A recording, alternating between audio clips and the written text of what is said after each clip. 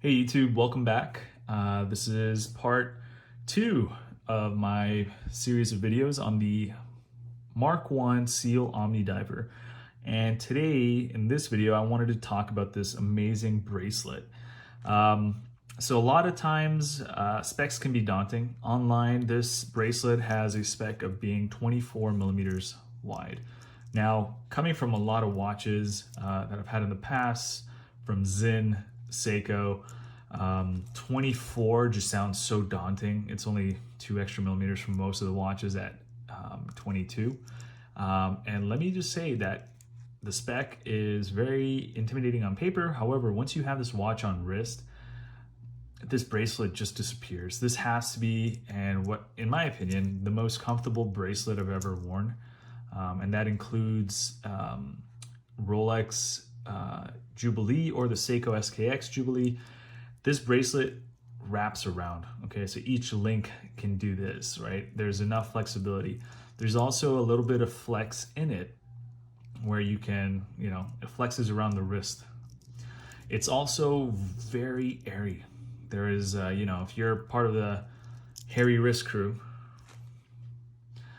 this bracelet is not gonna pull out hair or pinch anytime you start wearing it, so which is huge.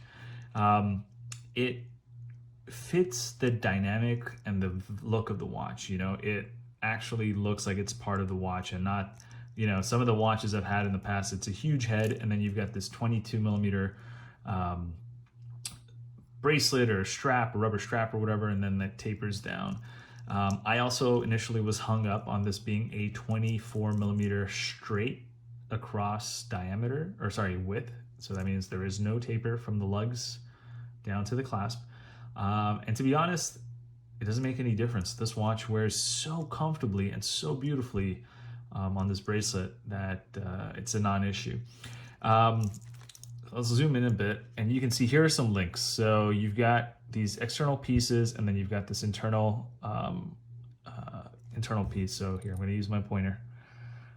So these external pieces all have hex screws that are machined by Andrew. They're all Loctite threaded in so that they don't move. But basically, these are all held in with screws and each one is screwed together. So from here to here is one link, right? So you can see it's kind of a situation. So there are no half links, and how this connects to the beautiful clasp. You have so much adjustability in the clasp, but I really don't think there's going to be any issues in you getting a perfect fit. For me, I didn't have any issues, and I'm very picky in how I like to wear my watches. But that is beautiful. And then even on the inside, the links are the same. So they are purpose built to be, inside out. There is no additional finishing. These are like raw machined and they're brushed. So you will see some scratches and light scuffs from being worn, but the finishing is beautiful. These are very clean. There's enough of a soft edge so that they're not sharp when it comes to the, how it feels on the skin.